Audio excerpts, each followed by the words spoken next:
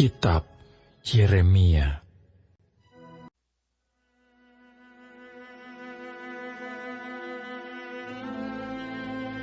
Tetapi Sefaca bin Matan, Gedalia bin Pasyur, Yukhal bin Selemia, dan Pasyur bin Malkia mendengar perkataan yang tidak henti-henti diucapkan oleh Yeremia kepada segenap orang banyak itu. Beginilah firman Tuhan, siapa yang tinggal di kota ini akan mati karena pedang, karena kelaparan, karena penyakit sampar. Tetapi siapa yang keluar dari sini mendapatkan orang Kasim, ia akan tetap hidup. Nyawanya akan menjadi jarahan baginya, dan ia tetap hidup. Beginilah firman Tuhan, kota ini akan pasti diserahkan ke dalam tangan tentara Raja Babel yang akan merebutnya. Maka berkatalah para pemuka itu kepada raja, baiklah orang ini dihukum mati. Sebab sebenarnya dengan mengatakan hal-hal seperti itu, maka ia melemahkan semangat prajurit-prajurit yang masih tinggal di kota ini, dan semangat segenap rakyat. Sungguh, orang ini tidak mengusahakan kesejahteraan untuk bangsa ini, melainkan kemalangan. Raja Zedekia menjawab, baiklah, ia ada dalam kuasamu, sebab raja tidak dapat berbuat apa-apa menentang kamu. Maka mereka mengambil Yeremia dan memasukkannya ke dalam perigi milik Pangeran Malkia yang ada di pelataran penjagaan itu. Mereka menurunkan Yeremia dengan tali. Di perigi itu tidak ada air, hanya lumpur. Lalu terperosoklah Yeremia ke dalam lumpur itu. Tetapi ketika didengar Ebed-Melek, orang Etiopia itu, ia seorang sida-sida yang tinggal di istana raja, bahwa Yeremia telah dimasukkan ke dalam perigi. Pada waktu itu, raja sedang duduk di pintu gerbang Benyamin. Maka keluarlah Ebed-Melek dari istana raja itu, lalu berkata kepada raja, ya Tuanku Raja, perbuatan orang-orang ini jahat dalam segala apa yang mereka lakukan terhadap Nabi Yeremia, yakni memasukkan dia ke dalam perigi. Ia akan mati kelaparan di tempat itu, sebab tidak ada lagi roti di kota. Lalu raja memberi perintah kepada Ebed-Melek, orang Etiopia itu, katanya, bawalah 3 orang dari sini, dan angkatlah Nabi Yeremia dari perigi itu sebelum ia mati. Ebed-Melek membawa orang-orang itu dan masuk ke istana raja, ke gudang pakaian di tempat perbendaharaan. Dari sana, ia mengambil pakaian yang buruk-buruk dan pakaian yang robek-robek, lalu menurunkannya dengan tali kepada Yeremia di perigi itu. Berserulah Ebed-Melek, orang Etiopia itu, kepada Yeremia, taruhlah pakaian yang buruk-buruk dan robek-robek itu di bawah ketiakmu sebagai ganjal tali. Yeremia pun berbuat demikian. Kemudian mereka menarik dan mengangkat Yeremia dengan tali dari perigi itu. Demikianlah Yeremia tinggal di pelataran penjagaan itu. Raja Zedekia menyuruh orang membawa Nabi Yeremia kepadanya di pintu yang ketiga pada rumah Tuhan.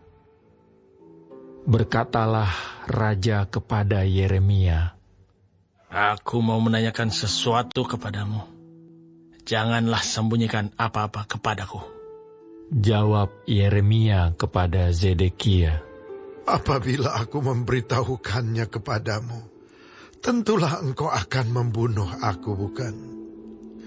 Dan apabila aku memberi nasihat kepadamu, engkau tidak juga akan mendengarkan aku. Lalu bersumpahlah Raja Zedekia dengan diam-diam kepada Yeremia.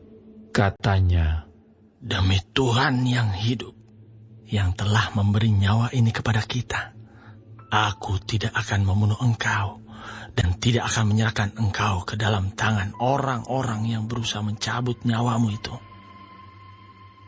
Sesudah itu berkatalah Yeremia kepada Zedekia, Beginilah firman Tuhan, Allah semesta alam, Allah Israel. Jika engkau keluar, menyerahkan diri kepada para perwira Raja Babel, maka nyawamu akan terpelihara, dan kota ini tidak akan dihanguskan dengan api. Engkau dengan keluargamu akan hidup. Tetapi jika engkau tidak menyerahkan diri kepada para perwira Raja Babel, maka kota ini akan diserahkan ke dalam tangan orang-orang Kasdim yang akan menghanguskannya dengan api. Dan engkau sendiri tidak akan luput dari tangan mereka. Kemudian berkatalah Raja Zedekia kepada Yeremia, Aku takut kepada orang-orang Yehuda yang menyeberang kepada orang Kasdim itu. Nanti aku diserahkan ke dalam tangan mereka, sehingga mereka mempermainkan aku. Yeremia menjawab, Hal itu tidak akan terjadi. Dengarkanlah suara Tuhan dalam hal apa yang kukatakan kepadamu. Maka keadaanmu akan baik dan nyawamu akan terpelihara. Tetapi jika engkau enggan menyerahkan diri, maka inilah firman yang dinyatakan Tuhan kepadaku.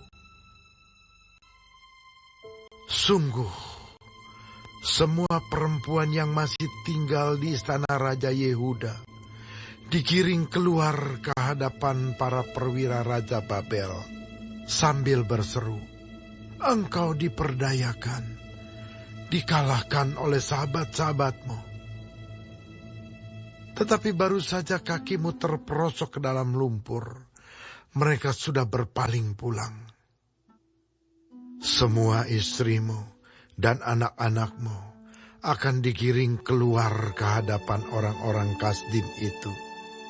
Dan engkau sendiri tidak akan terluput dari tangan mereka, tetapi engkau akan tertangkap oleh Raja Babel. Dan kota ini akan dihanguskan dengan api. Lalu berkatalah Zedekia kepada Yeremia, Janganlah ada orang yang mengetahui tentang pembicaraan ini, supaya engkau jangan mati. Apabila para pemuka mendengar bahwa aku telah berbicara dengan engkau, lalu mereka datang meminta kepadamu, beritahukanlah kepada kami apa yang telah kau katakan kepada raja, dan apa yang telah dikatakan raja kepadamu. Janganlah sembunyikan kepada kami, supaya engkau jangan kami bunuh. Maka haruslah kau katakan kepada mereka, Aku menyampaikan permohonanku ke hadapan raja, supaya aku jangan dikembalikannya ke rumah Yonatan untuk mati di sana.